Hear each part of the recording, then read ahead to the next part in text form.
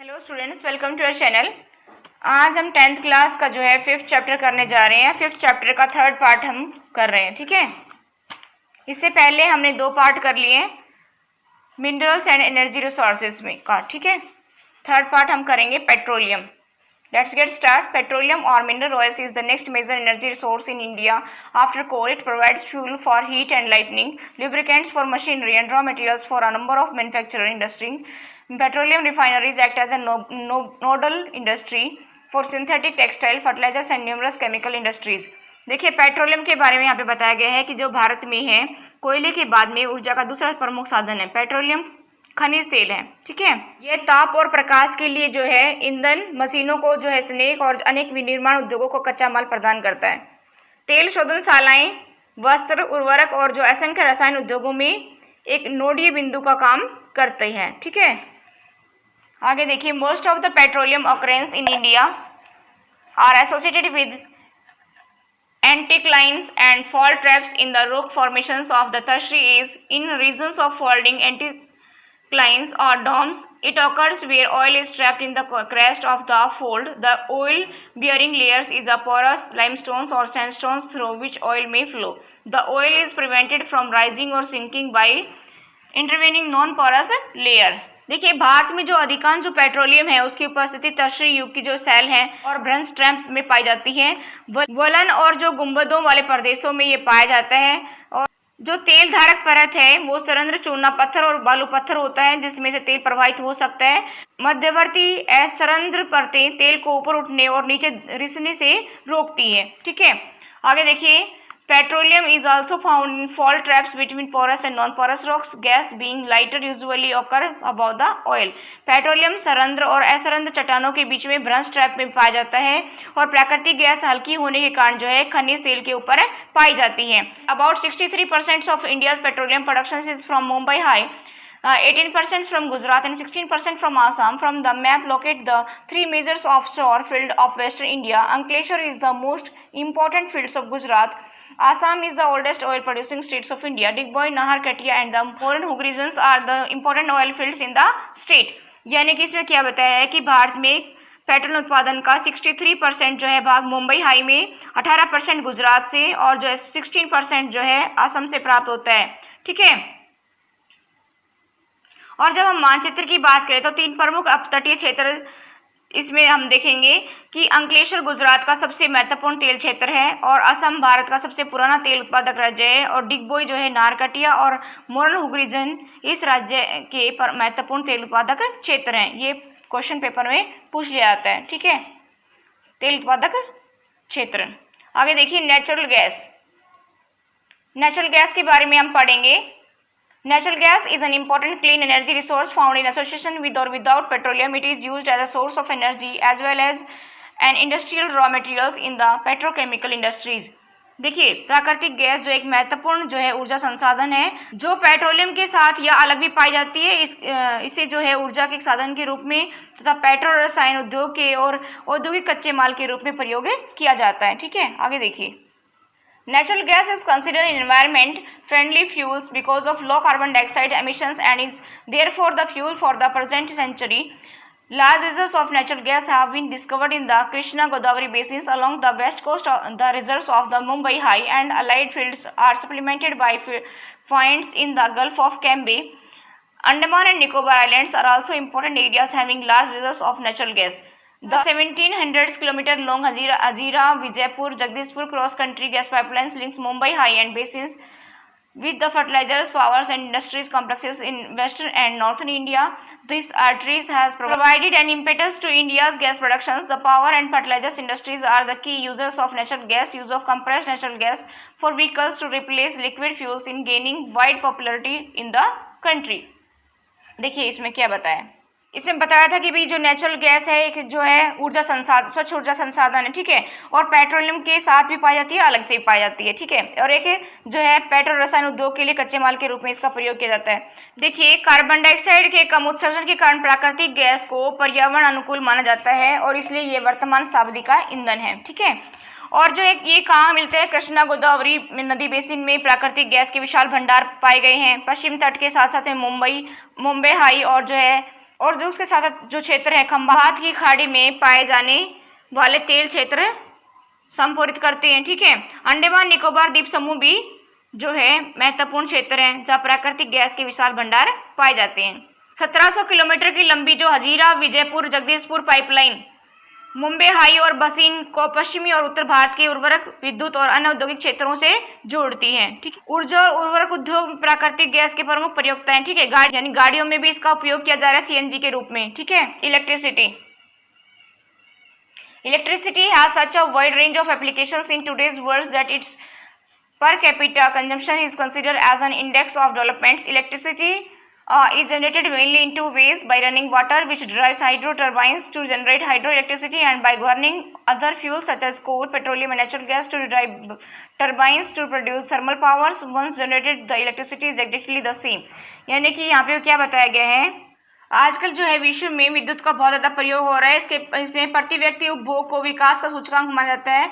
और विद्युत दो प्रकार से उत्पन्न की जाती है, एक तो प्रवाही जल से जो हाइड्रो टरबाइन चला करके जल विद्युत उत्पन्न करता है, और दूसरा जो है ईंधन जैसे कोयला, पेट्रोलियम, प्राकृतिक गैस को जलाने से जो है टरबाइन चला करके ताप विद्युत और प्राकृतिक गैस को चलाने, और दूसरा जो है कोयला, पेट्रोलियम और प्राकृतिक गैस को जलाने से टरबाइन चला करके ताप विद्युत उत्पन्न की जाती है। ठीक है, एक बार उत्पन्न हो जाने के बाद में क्या होता है कि जो विद्युत एक जैसी ही होती है। आगे देखिए, इसमें hydro electricity is generated by fast flowing water which is renewable resources. India has a number of multi-purpose projects like the Bhakra Nangal Damodar Valley Corporation's the Kapili Hydro Project producing hydroelectric powers. Thermal electricity generated by using coal, petroleum, natural gas. The thermal power stations use non-renewable fossil fuels for generating electricity. There are over 310 thermal power plants in India. देखो इसमें क्या बताया है कि जो है तेज बहते जल से भी विद्युत उत्पन्न की जाती है। ठीक है, जो एक नवीकरण योग्य संसाधन है। भारत में अनेक बहुउद्देशीय परियोजनाएं हैं, मल्टीपर्पज प्रोजेक्ट्स हैं जो विद्युत ऊर्जा उत्पन्न करती हैं। जैसे देखिए भाखड़ा नांगल, दामोदर घाटी कॉर्पोरेशन और कपिली हाइडल परियोजना आदि है। ठीक है, ताप विद्युत कोयला, पेट्रोलियम और प्राकृतिक गैस के प्रयोग से उत्पन्न की जाती है। ताप विद्युत गृह अनवीकरण योग्य जीवाश्म ईंधन का प्रयोग करके विद्युत उत्पन्न करते हैं। ठीक है, आगे देखिए ये पावर प्लांट है, ऊर्जा संयंत्र कहाँ कहाँ लगाए गए हैं देखो इसमें, यानी कि आणविक, और दूसरा है थर्मल यानी कि तापीय। ठीक है, आणविक ऊर्जा संयंत्र कहाँ कहाँ लगाए हैं, नरोरा उत्तर प्रदेश में, रावतभाटा राजस्थान में, ठीक है, काकरपारा गुजरात में, तारापुर महाराष्ट्र में, कैगा कर्नाटका में, कलपक्कम तमिलनाडु में। ठीक है, आई होप आपको क्लियर हो गया होगा ये। आगे देखिए इसमें नेक्स्ट हमारा है थर्मल पावर प्लांट्स, यानी कि तापीय ऊर्जा संयंत्र कहाँ कहाँ लगाए गए हैं। देखिए हम इधर से ईस्ट की तरफ चलते हैं, नामरूप असम में, बोगईगांव असम में, दुर्गापुर वेस्ट बंगाल में, कोलकाता वेस्ट बंगाल में, संथाल डी वे भी वेस्ट बंगाल में है। ठीक है, बरौनी है बिहार में, बरौनी बिहार में, रिहंद है उत्तर प्रदेश में, चंद्रपुर है ये झारखंड में, तलचर जो उड़ीसा में, ठीक है, कोरबा है छत्तीसगढ़ में, चंद्रपुर जो ये महाराष्ट्र में, रामागुंडम, कोटागुंडम और विजयवाड़ा ये क्या पे, रामागुंडम और कोटागुंडम तेलंगाना में और विजयवाड़ा आंध्र प्रदेश में है। ठीक है, एन्नूर तमिलनाडु में, नेवेली तमिलनाडु में। ठीक है, उड़ान महाराष्ट्र में, पार्ली महाराष्ट्र में, नासिक और भुसावल जो है ये भी महाराष्ट्र में, गांधीनगर, वनकबाड़ी और ये जो अहमदाबाद है, धुबरन, साबरमती ये जब गुजरात में है। ठीक है, परीक्षा ये उत्तर प्रदेश में है, सिंगरौली मध्य प्रदेश में है, अमरकंटक मध्य प्रदेश छत्तीसगढ़ के बीच में है, सतपुड़ा ये मध्य प्रदेश में है, कौड़ी महाराष्ट्र में। ठीक है, आगे देखिए इसमें पंकी उत्तर प्रदेश में है, हरदुआगंज उत्तर प्रदेश में है। ठीक है, फरीदाबाद हरियाणा में है। ये क्या है, तापीय ऊर्जा संयंत्र। ठीक है, आगे देखिए इसमें non conventional source of energy, गैर परंपरागत ऊर्जा के साधन देखिए इसमें। The growing consumption of energy has resulted in the country becoming increasingly dependent on fossil fuels such as coals, oils and gases. Rising price of oils and gas and their potential shortage have raised uncertainties about the security of energy supply in future, which in turn has serious repercussions on the growth of national economy. Moreover, increasing use of fossil fuels also causes serious environmental problems. Hence, there is a pressing needs to use renewable energy source like solar energy, wind, tide, biomass, and energy from waste materials. These are called non-conventional energy sources. यानी कि जो ऊर्जा के बढ़ते उपयोग ने क्या किया कि देश को कोयला, तेल और जो है गैस जैसे जीवाश्म ईंधनों पर बहुत ज़्यादा निर्भर कर दिया है। ठीक है, गैस और तेल की जो बढ़ती कीमत है, इनकी जो संभाव्य कमी ने क्या कर दिया कि भविष्य में ऊर्जा आपूर्ति की सुरक्षा के प्रति अनिश्चितता उत्पन्न कर दी है। ठीक है, इससे राष्ट्रीय अर्थव्यवस्था की वृद्धि पर गंभीर प्रभाव पड़ता है और इसके अलावा जो है जीवाश्म ईंधनों का प्रयोग भी गंभीर पर्यावरणीय समस्या उत्पन्न करता है।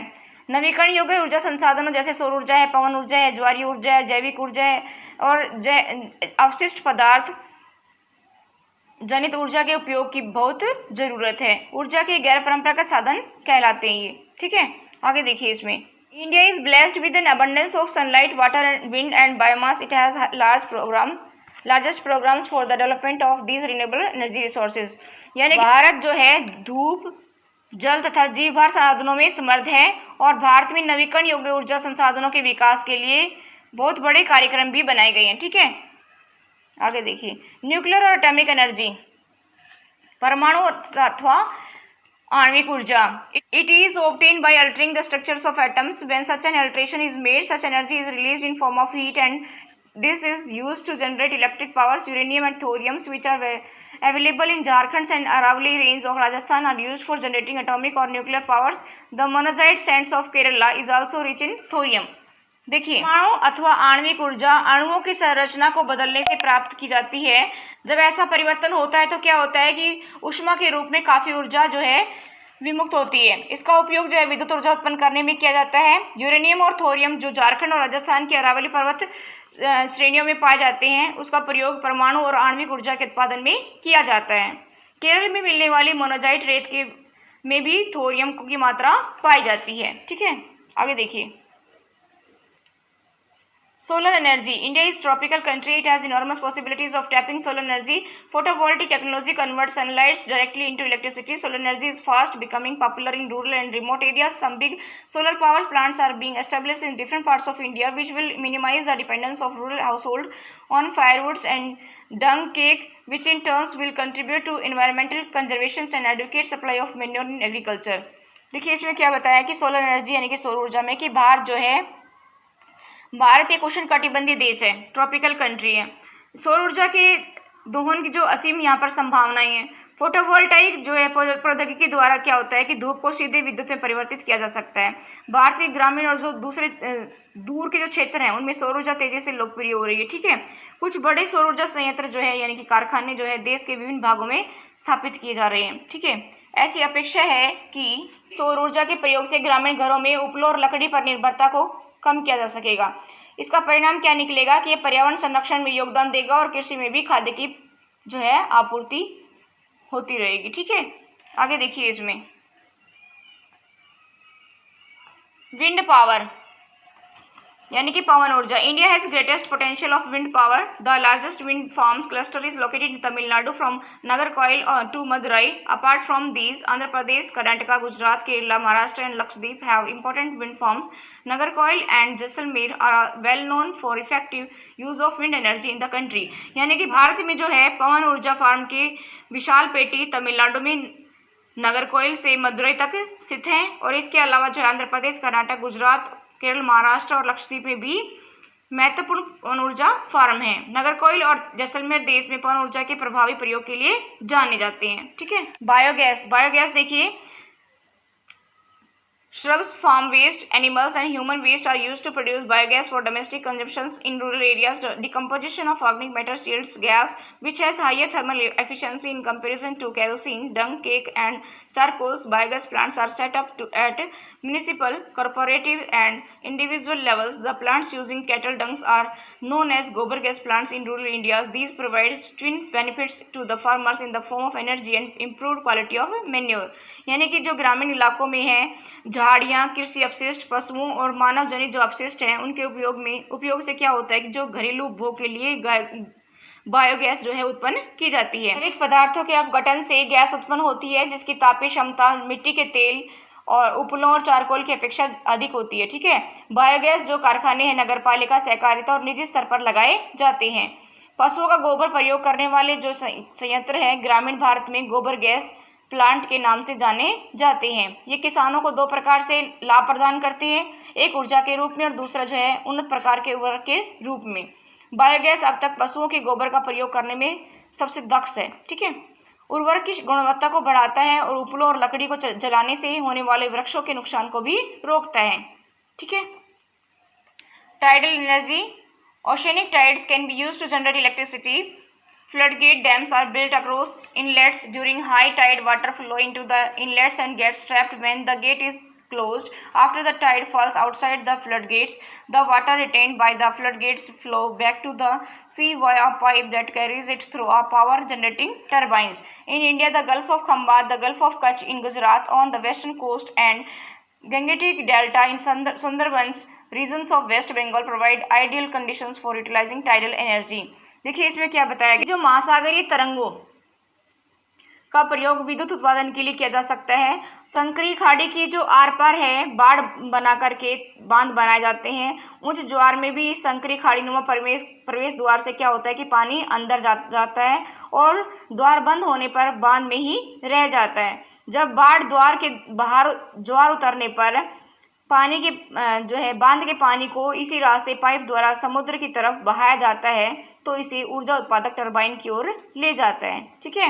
और यहाँ पे इंडिया की बात हो रही है तो यहाँ पे जो है भारत में खंबात की खाड़ी, कच्छ की खाड़ी और पश्चिमी तट पर गुजरात में, पश्चिम बंगाल में सुंदरवन क्षेत्र में गंगा के डेल्टा में ज्वारी तरंगों द्वारा ऊर्जा उत्पन्न करने की जो आदर्श दशाएं उपस्थित हैं। ठीक है। Conditions. Geothermal energy. Geothermal energy refers to the heat and electricity produced by using the heat from the interior of the earth. Geothermal energy exists because the earth grows progressive hotter with increasing depth. Where the geothermal आगे देखिए इसमें gradients is high temperature are found at shallow depth. Groundwater in such areas absorb heat from the rocks and become hot. It is so hot then that when it rises to the Earth's surface, it turns into steams. This steams is used to drive turbines and generate electricity. There are several hundred hot springs in India which could be used to generate electricity. Two experimental projects have been set up in India to harness geothermal energy. One is located in the Parvati Valley near Manikaran in Himachal Pradesh and the other is located in the Puga Valley, Ladakh. देखिए geothermal energy में क्या बताया कि भूतापीय ऊर्जा में कि पृथ्वी के जो आंतरिक भागों से ताप का प्रयोग करके उत्पन्न की जाने वाली विद्युत को भूतापीय ऊर्जा कहा जाता है। ठीक है। कि पृथ्वी जो गहराई के अंदर जो है बहुत ज़्यादा गर्म होती है और जहाँ भी भूतापीय प्रवणता अधिक होती है वहाँ उथली गहराइयों पर भी अधिक तापमान पाया जाता है।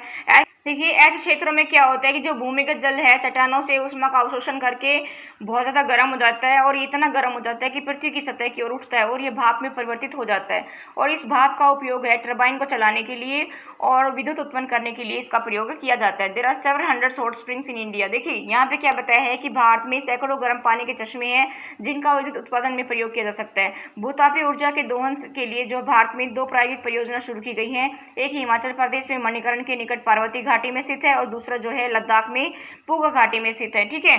देखिए इसको ध्यान रखना है। आगे देखिए कंजर्वेशन ऑफ एनर्जी रिसोर्सेज यानी कि ऊर्जा संसाधनों का संरक्षण।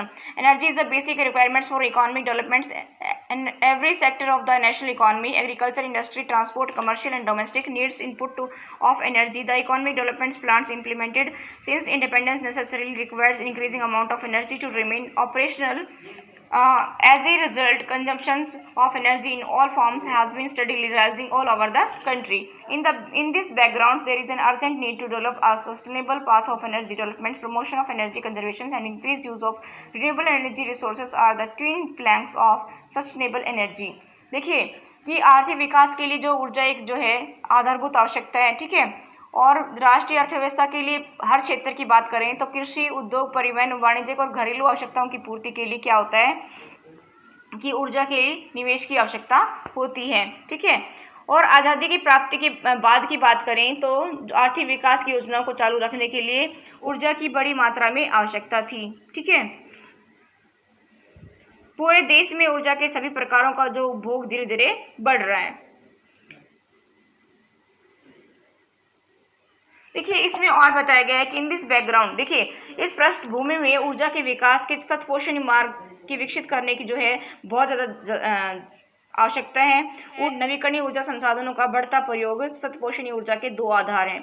ठीक, आगे बात आ रही है कि India is presently one of the least energy efficient countries in the world. We have to adopt a cautious approach for the judicious use of our limited energy resources. For example, as concern citizens, as we can do our bit by using public transport system instead of individual vehicles, switching off electricity when not in use, using power saving devices and using non conventional source of energy. After all, energy saved is energy produce.